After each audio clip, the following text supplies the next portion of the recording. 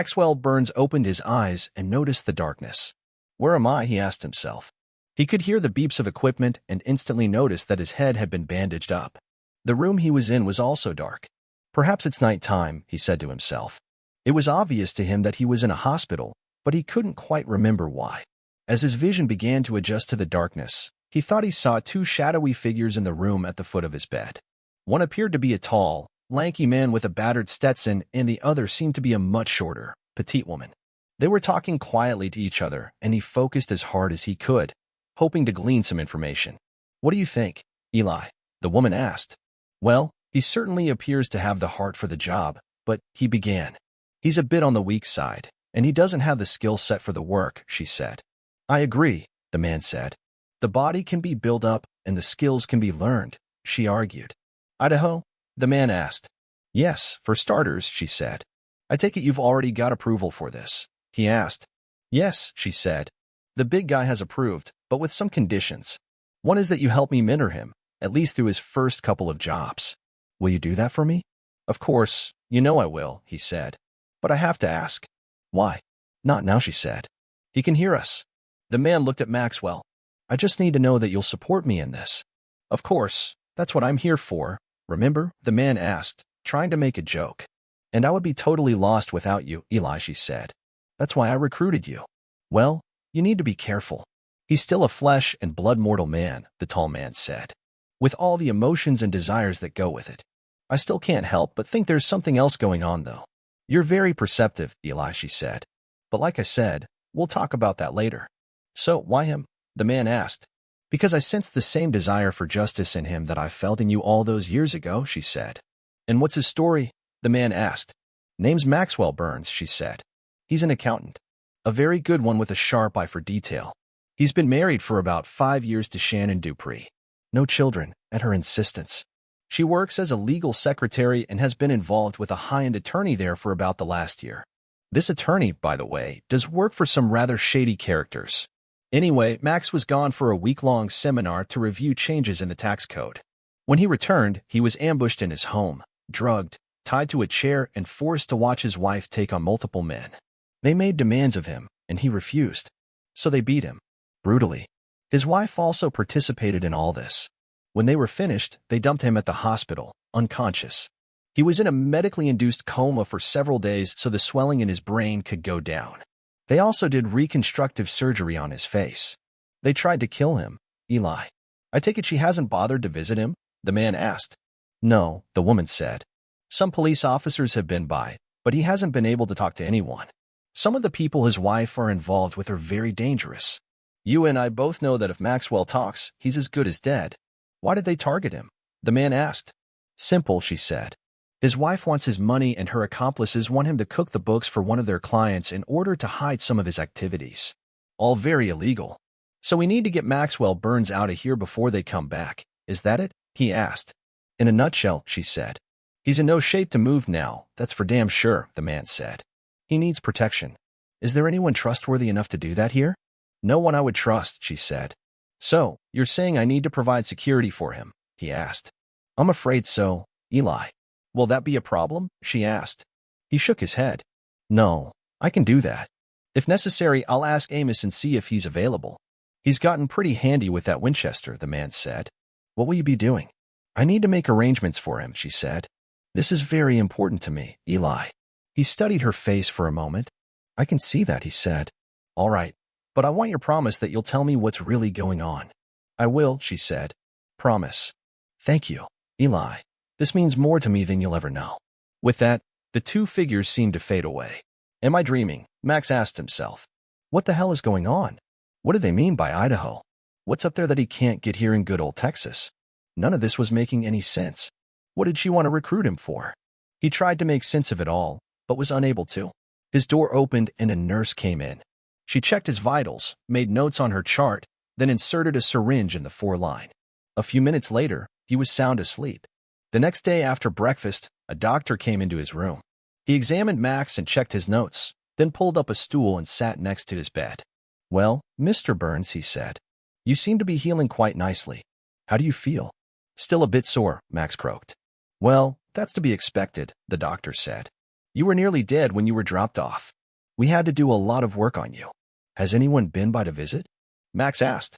Your boss and coworkers have been by almost every day to check up on you. They're very concerned, the doctor said. Of course, you probably don't remember, do you? Max shook his head. What about my wife? Max asked. The doctor shook his head. I don't recall seeing her here, he said. I think we're about ready to remove some of those bandages from your face. Would that be okay? Yeah, sure, Max said. The doctor turned to a nurse who had entered the room with a cart filled with various implements. He put on a pair of latex gloves and picked up a pair of scissors. All right, just relax and let's see what we've got, the doctor said. He began cutting the bandages off, and when he was finished, looked Max over before saying anything. Very nice. Still some bruising, which is normal, but the swelling is going down. Would you care to take a look? Sure, Max said quietly. The doctor handed him a mirror. Max was surprised when he took in his face. There were blue blotches on his face, but he barely recognized what he saw in the mirror. It was almost like looking at a totally different man. Why do I look so different? He asked. Well, there was considerable damage to your face, and we tried our best to make it look the same as before the attack, but we were simply unable to, the doctor said. I'm sorry about that. That's okay, Max said. It doesn't look too bad. It's just different. Once the bruising and the swelling goes down, perhaps it won't be so bad, the doctor said. We'll keep an eye on it. How much longer will I be here? Max asked. I'd say about 2 more weeks, the doctor said. I want to make sure all your injuries have healed up sufficiently before we release you. In the meantime, I've arranged for a counselor to come spend some time with you. Will that be okay? Sure, Max said. The doctor made notes on his chart, handed it to the nurse, and left the room. As the nurse left the room, a young, petite blonde woman entered, pushing a small cart with a teapot and 2 cups. She put the cart next to his bed and looked at him with sadness in her face. Good morning, Mr. Burns, she said. How are you feeling today? Sore, but I guess I'll be okay, he said. Her voice seemed familiar to him somehow. He looked at her nameplate.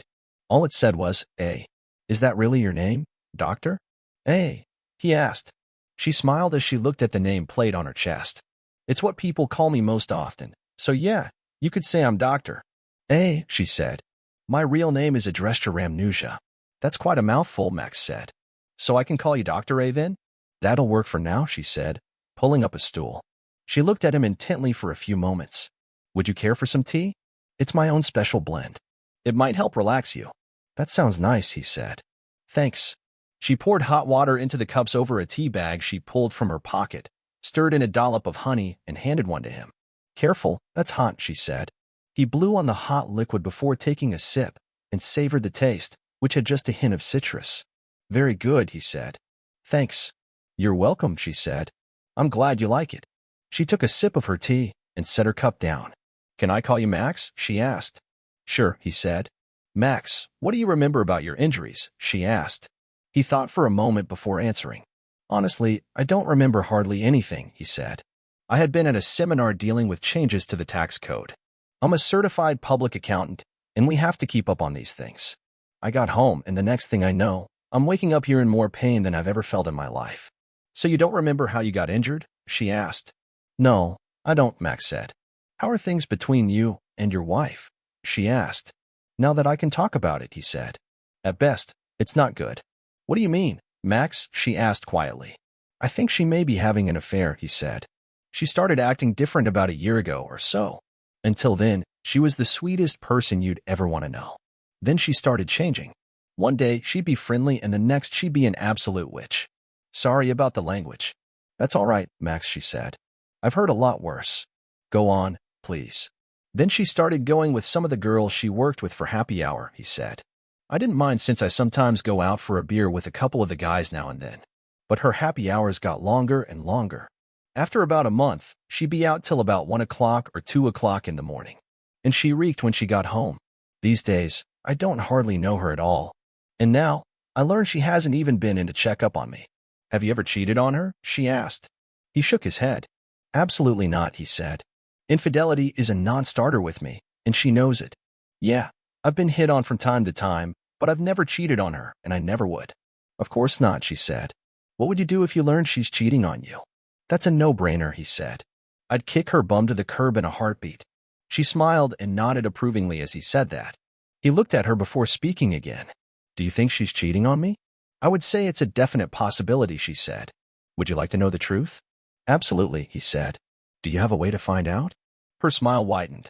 Oh yes, she said. Without a doubt. Do you think you can handle learning the truth? I have to know, he said. Okay, she said. Give me some time, and you'll have your proof. For now, I need you to rest and get better. Will you do that for me? Yeah, sure, Max said. Could you leave me some of that tea, please? That's really very good. I'm glad you like it, Max, she said. Don't drink too much, maybe a cup with lunch and another after dinner. I think you'll find that it'll help you sleep better as well. Oh, doctor, I have one more question if you don't mind, he said. What's that? She asked. Were you in my room last night? He asked. I heard someone in here talking to another person, and I could have sworn it was your voice. She thought for a moment before answering. She could lie to him, but she decided that she simply couldn't do that to him. Finally, she nodded her head. Yes, Max, she said. I was here last night. I've been following your case from the beginning, and I want to do everything I can to help you. And that man you were talking to, Max said. Who was he? That was a good friend of mine who agreed to help me watch over you, she said. He nodded his head. Well, I need to get going, Max, she added. I'll be back tomorrow, and we can talk more. Okay? In the meantime, drink some tea and get some rest. Okay, Doc.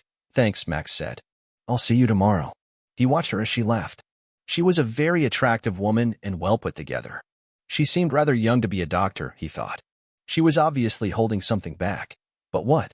He didn't worry too much about it, as he was also holding something back, namely his memory, which was quite good. In fact, more than one doctor had suggested he might have hyperthymesia, which would explain his highly superior autobiographical memory. So why can't I remember what happened that night, he asked himself. After lunch, he had a visitor. He was watching the news when a man tapped on his door. He looked up to see a tall man in a gray suit, holding a set of credentials. Mr. Burns, he said. I'm Detective Hansen, and if you're up to it, I'd like to ask a few questions. Sure, come on in, Detective, Max said. The man came in and sat down next to him. You're sure looking better than you did the last time I saw you, he said. How are you feeling? Sore, Max said. But getting better. What can I do for you? I heard you were fully awake, and I was wondering if you remembered anything about the attack on you, he said. Max shook his head. No, I don't remember anything between the time I pulled into my driveway and the moment I woke up here, he said. Which is strange given that I normally have a very good memory. Well, maybe it's due to whatever they drugged you with, the detective said. Drugged? Max asked. Yes. Weren't you told? Max shook his head, surprised. No one said anything to me about that, he said. I'll have to ask the doctor when I see him. Have you spoken to your wife? The detective asked. No, I haven't seen her nor have I heard from her, Max said. So you don't know that she's been in New York with that lawyer she works for? Jake Sylvester. Detective Hansen asked. Max had met Jake a couple times and didn't care for him one bit. He came off as sleazy, oily, and he hated that perpetual smirk on the man's face. I understood she was just a legal secretary, Max said. I didn't know she worked for a specific attorney. That's the word from her office, Hansen said. They've supposedly been in New York for the last week or so, meeting with clients and potential clients. But that's not her job, Max said. She types up legal briefs, documents, that sort of thing. Apparently not anymore, Hansen said. Max shook his head. Shannon never said anything to him about this. I don't know what to tell you, detective, he said. Hansen nodded his head, stood up, and handed him a card. Well, if you remember anything, give me a call, he said.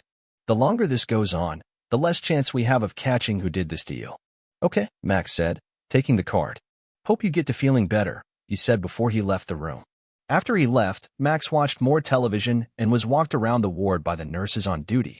When he got back to his room, it was time to eat, so he did, and enjoyed a cup of tea. He fell asleep, feeling better than he had in some time. He woke up at 3:30 a.m. with a start, bolting upright in his bed. He remembered what happened the day he came back from that seminar. Holy shit, he said to no one in particular as the memories flooded back to him. He laid back down and tried to go back to sleep, but found it difficult. Eventually, he dozed off, but woke back up when the nurses came to take him for his early morning tests, exams, and x-rays. He ate breakfast when he was brought back to his room and was running over his recalled memories when the doctor tapped on the door and came inside. How are we feeling this morning, Max? He asked. Much better than yesterday, Max said. The doctor nodded his head and placed some X-rays on the display device so he could see them. After consulting his chart, he turned to Max. I must say, I'm very impressed with your progress, he said. The X-rays show that your ribs are nearly completely healed, as are the fractures on your skull. On top of that, your testicles appear to be almost completely healed and fully functional. I see the swelling on your face is almost gone and the bruising is significantly diminished. Whatever it is you're doing, please keep doing it. At this rate, we might be able to discharge you in just a couple days or so. That's good to hear, Doc, Max said. You mentioned my testicles. How badly were they damaged? Bad enough that we considered removing them, the doctor said. But like I said, they now seem to be almost completely healed.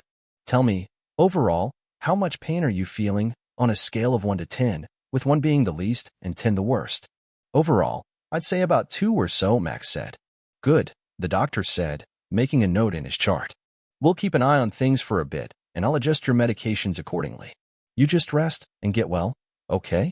Do you have any questions for me before I leave? Just one, Doc, Max said. What can you tell me about that counselor? Dr. Ramnuja? The doctor asked.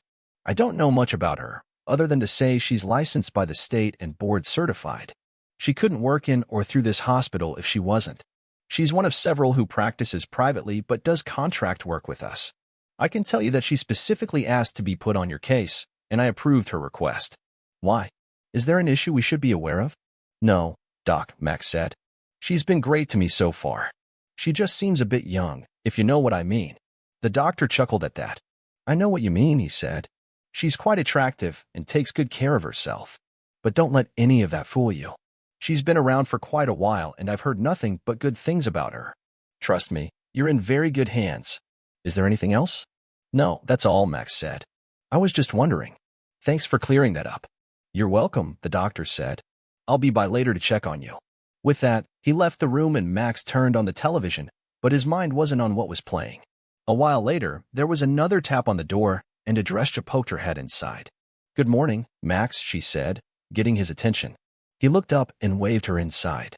As he watched, she entered pushing a cart with a pot of hot water and 2 cups. Her briefcase also sat on the cart. She closed the door as she entered the room. Good morning, Dr. A, he said.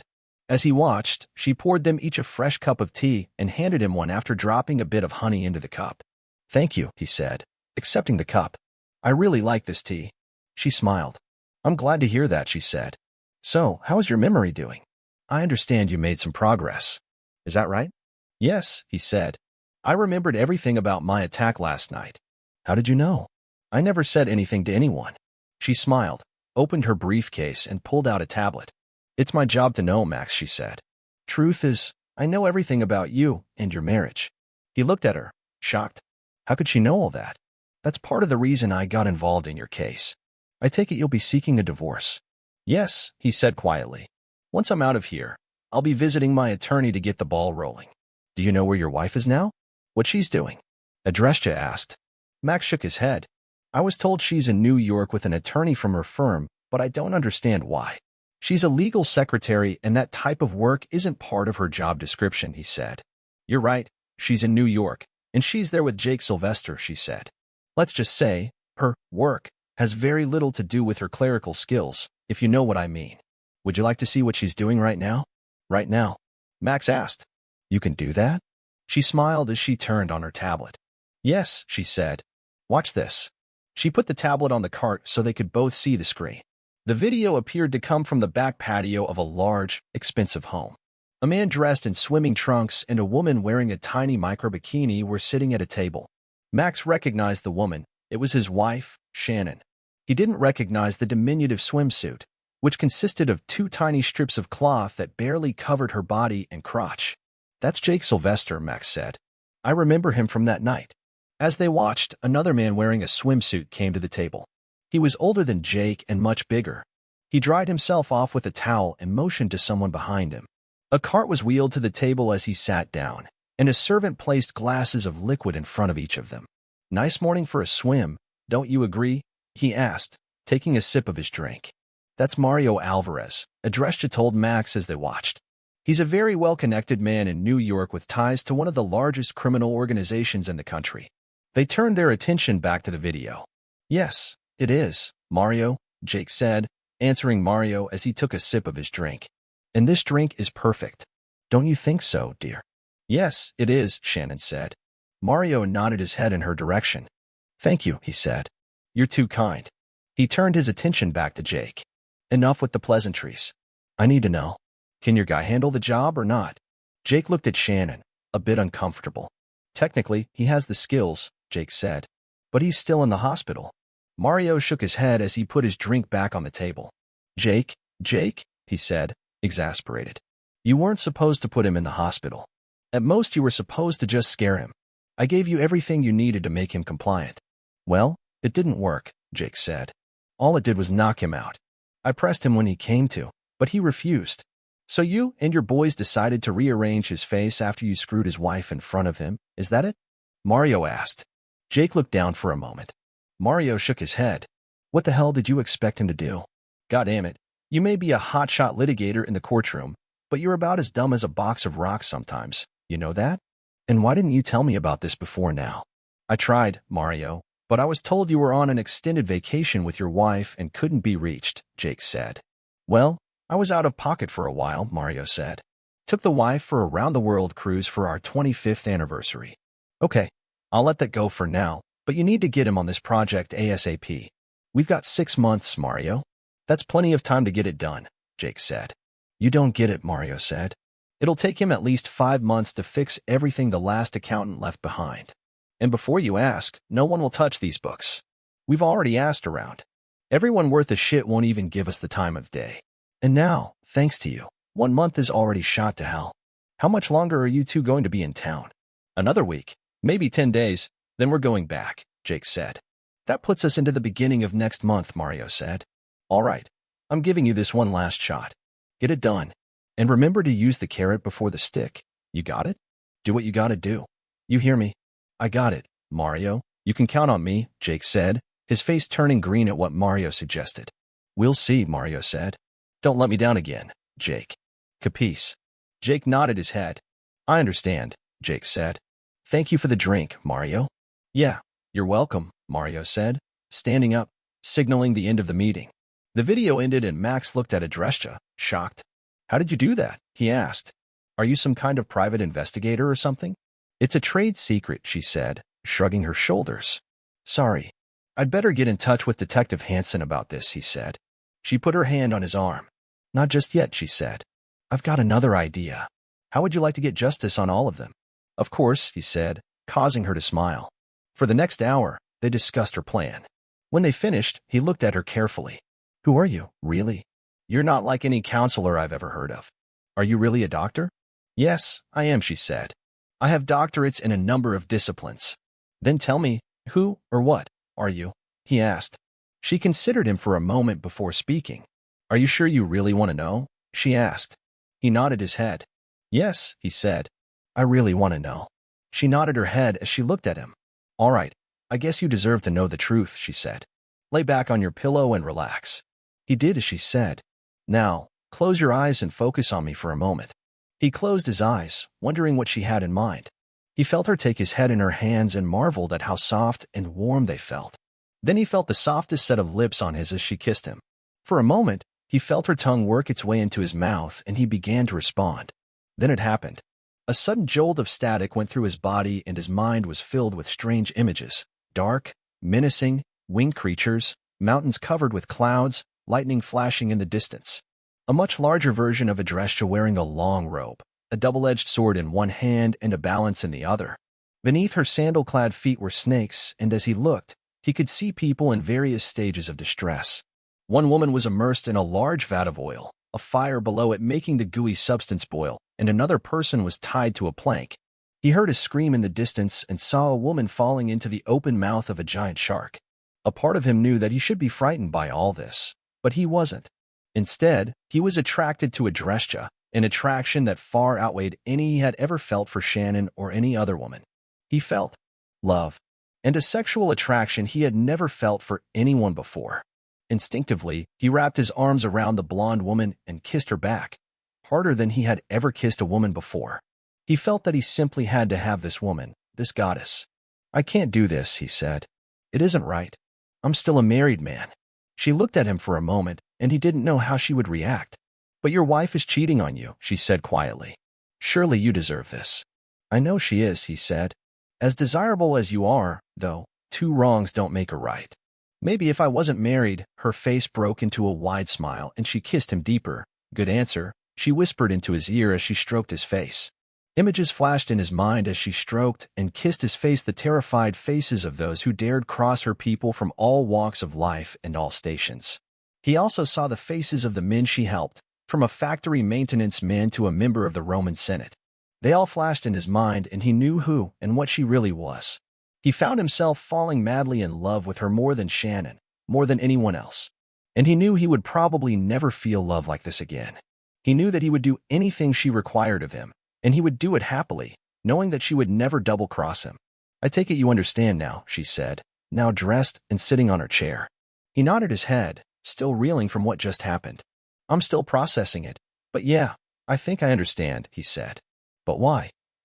"I had to test you," she said. "And you passed. With flying colors.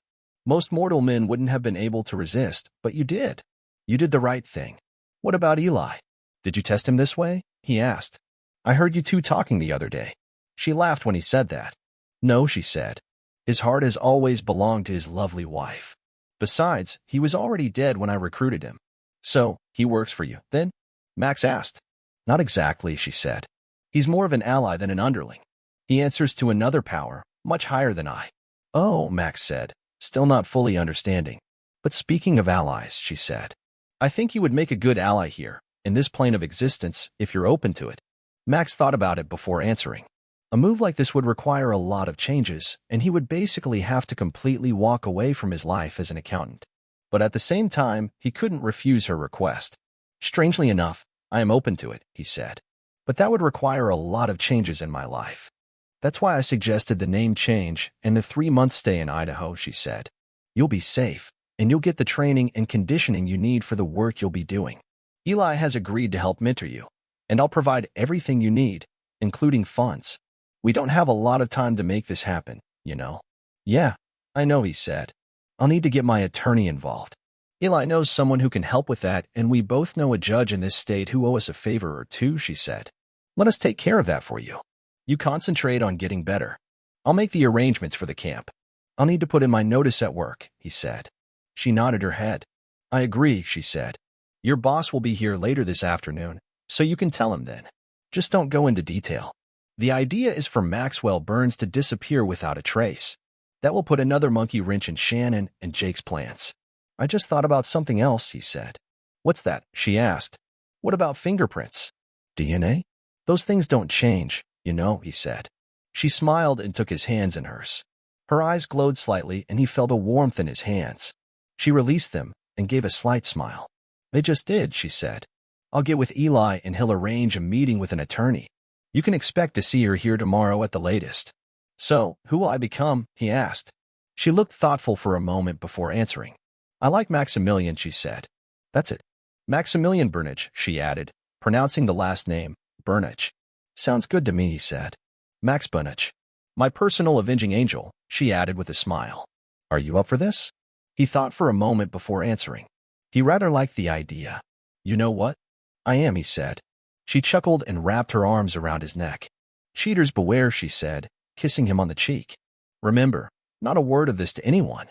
Now, I have a lot to get set up, so I'd better get going. I've left you some tea bags, and I want you to get rested up. Trust me, you'll need all your strength when you get to Idaho." He nodded his head and watched as she walked to the door. "Adresha," he called before she opened the door. She turned to look at him. She smiled and spoke before he could. "I love you too, Max," she said. "And I always will. I'll see you tomorrow, okay?" She smiled and waved, then went out the door. After she left, he laid back and thought about what just happened. It was the most exciting non-sexual experience he ever had with a woman, but it was much more than just an exchange of passion. It was like an exchange of information. He could see every face on the walls of her mysterious gallery. He knew every name and knew their stories. He also knew everything about her, all the different names she had been known by, Tyr and Nemesis being just two. He also knew that she was more than just justice, she was retribution, and there was no escape for those who crossed her. He had seen how close she had recently come to wiping out millions of people with a single thought. He also understood that she truly loved all those she had helped over the ages, but that love was not quite what she shared with him. Her love for them was an unconditional love that fell short of being romantic, while her love for him went far beyond anything she had ever shown anyone else. That included Elijah Jones, the former Union soldier who once served in the 8th Indiana Cavalry Regiment during the Civil War. Struck down by a rebel bullet during Sherman's march to the sea, he was recruited by Adrestia and now meted out his own brand of Western-style justice with the aid of his grandson, Amos. But why me, he wondered. What's so special about me? He knew she had it within her to single-handedly wipe out Shannon and her cronies. So why involve me at all, he asked himself. He was brought back to reality by a tapping on the door. He looked up to see Jim Fredericks, his boss, sticking his head in the room. "Come in," he said. Jim smiled and came inside. He stopped by the bed and looked at Max, confused. "What's wrong?" Max asked. "You look different," Jim said. "How are you feeling?" "A bit sore, but much better, thanks," Max said. "They had to do some reconstructive surgery on my face, and, well, that's why I look different." "I'm glad to see you're doing better," Jim said. "I don't want you to worry about anything at the office. I just want you to concentrate on getting well." "Any leads on who did this to you?" "Yeah, I've got some idea of who did this," Max said. "And I need to talk to you about something while you're here. It's pretty important." "What's that?" Jim asked. "It seems I'm not out of danger just yet," Max said. "The people who came after me will be back. I hate to say it, but one of them was Shannon." "Your wife?" Jim asked, incredulous. "Why would she do that?" "Money," Max said. "That's what this is all about." Max gave him the Reader's Digest version of what happened and what he knew so far, without going into much detail. Jim looked shocked when Max finished. "What do you need from me?" "A leave of absence, maybe?" Jim asked. "Yeah, something like that," Max said. "I'll be getting a new identity to go along with this new face." The bottom line is that Max Burns needs to disappear. "For how long?" Jim asked. "I'm afraid it'll probably be permanent," Max said. "I'm sorry, Jim. I didn't want to just disappear without saying anything to you." "I appreciate that, Max," he said. "Of course, I understand, given the circumstances. Look, I'll put you on a paid leave of absence for a period of 4 months. You have enough with your accrued comp, sick time, and vacation to cover that. Let me know at the end of that time if it'll be permanent. In the meantime, we can bring in an accountant or two to help take up the slack. I don't want you to worry about anything." "Thanks, Jim," Max said. "You've been a good friend, and I appreciate it." "It's my pleasure," Jim said. "You take care of things, and hopefully we'll see you back at the office." They said their goodbyes, and Jim left. The next morning, Max was taken for his daily exams and x-rays. The doctor was practically giddy when he came into Max's room. "Max, if I hadn't seen it for myself, I wouldn't have believed it," the doctor said. "What's that, Doc?" Max asked. "All of your fractures seem to be completely healed, and your testicles are fully functional. I think we can start the process to have you released tomorrow morning," the doctor said. "That is good news, Doc," Max said. The doctor made some notes on Max's chart and gave the nurse a few orders, then left the room. After his breakfast, Max used his last bag of tea and sat watching television when Adrestia came in the room. A tall, lanky man wearing a beat-up Stetson and a floor-length duster joined her, along with a slim, well-built blonde. "Good morning, Max," Adrestia said. "How are you feeling this morning?" "Better than I have in a long time," Max said. "Doc tells me I may be released tomorrow morning." "That is good news," she said. "By the way, this is Eli Jones," she said, indicating the tall man. He extended a hand and Max shook it. "And this is Danny Jones. She's married to Eli's grandson, and she's an attorney. She'll be working with your attorney on the divorce and the identity change." Max shook Danny's hand.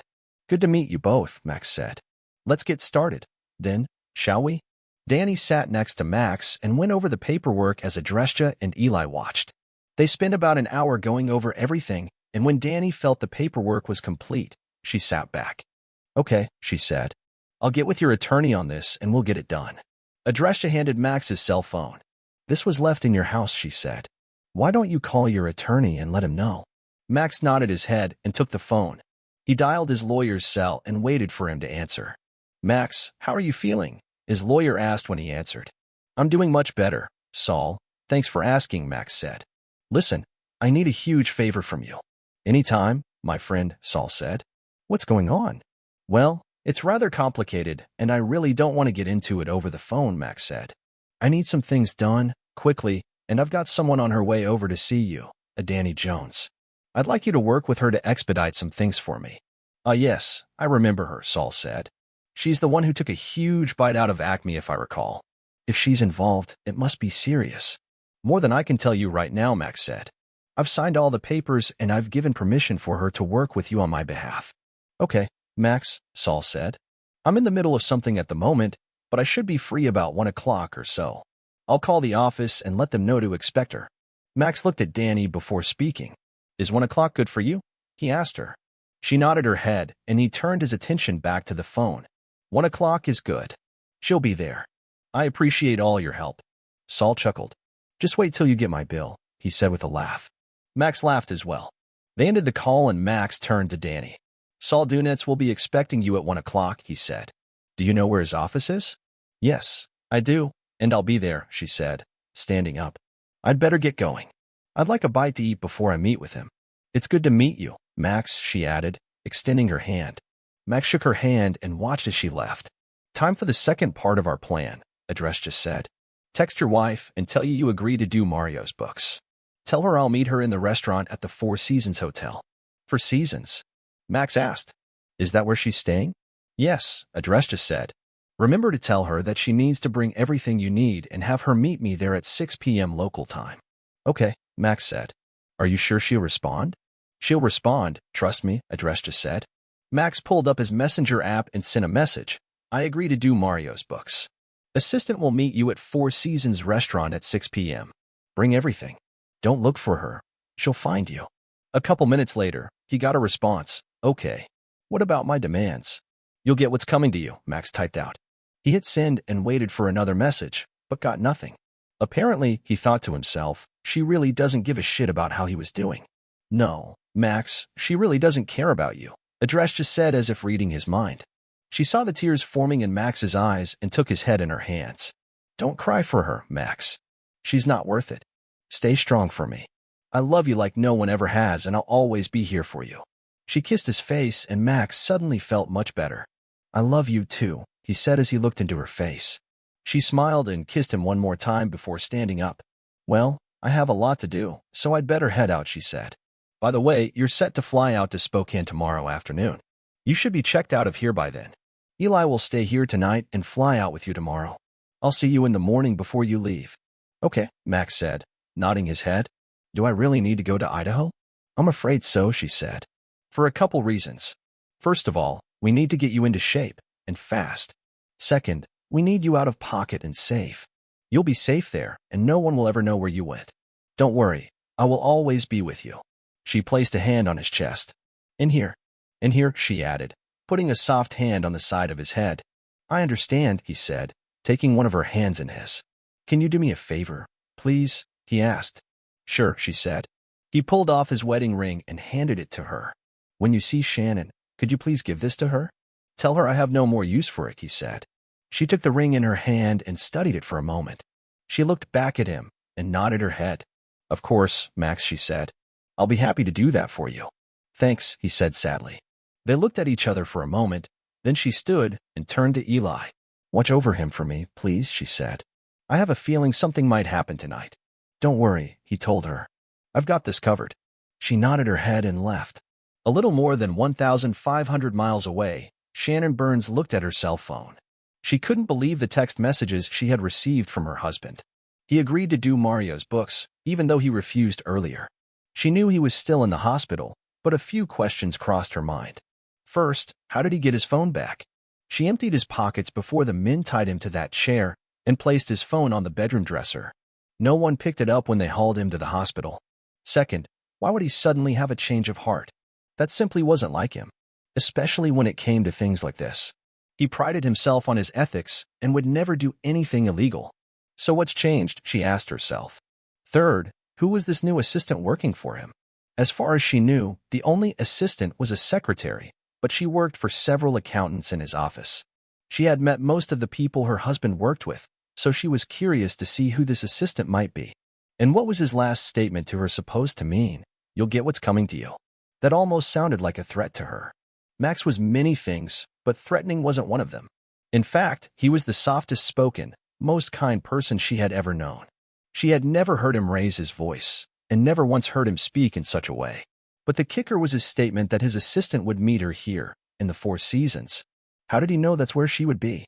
Did he hire a private investigator? What's wrong, babe? Jake asked from behind her. She showed him the text she got from her husband. He read them and shrugged his shoulders. So he finally decided to go along with the program. What's the big deal? This just doesn't sound like Max at all, she said. And I've never known him to work with an assistant. I have the feeling he knows a lot more than he's letting on. So what? Jake said. He's still in the hospital, isn't he? Hell, he probably can't even take a piss without someone helping him. And so what if he knows what's going on? He'll be dead the second he finishes with the books anyway. I'll call Mario and give him the good news. Okay, Shannon said quietly. Jake looked at her, concerned. You're not having second thoughts about all this, are you? He asked. No, it's just, she began. Just what? Jake asked. He'll be dead soon enough. Then it doesn't matter what he decides to give you. It'll all be yours anyway. Then we can be together forever, just like we planned. Right? Right, she said with a wan smile. Max finished his second cup of tea for the day and looked at Eli, now sitting in a chair next to his bed, reading a magazine. Anything interesting? Max asked. Eli closed the magazine and tossed it on the tray that went over Max's bed. He shook his head. Do y'all really care that much about who some actress is sleeping with? The tall man asked.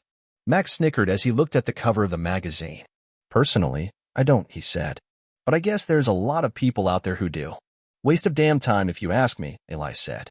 Max nodded his head in agreement. No argument from me, he said. He looked up and saw Eli glaring at him, hard. What? He asked. Do I have something in my teeth? No, Eli said. I'm just trying to figure out what Adresha sees in you. I've never known her to get all googly-eyed over a mortal man before. I'm trying to figure that out myself, Max said. I'm just a regular guy, like anyone else. No, you're not, Eli said. Trust me on that. I can read a man's face like a book. What I want to know is, what are your true feelings toward her? I can't explain it, but I love her, Max said. Does that make sense?